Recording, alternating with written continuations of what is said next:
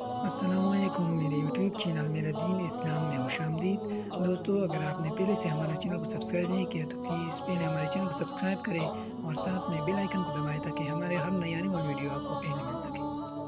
حضور اقدس صلی اللہ علیہ وآلہ وسلم کا ارشاد ہے کہ جو شخص ہر نماز کے بعد سبحان اللہ 33 مرتبہ، الحمدللہ 33 مرتبہ،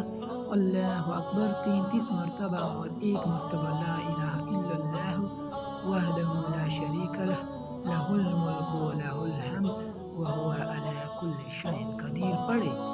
اس کی گناہ معاف ہو جاتی ہے، ہوا اتنی کثرت سے ہو جتنی سمندر کی جاب،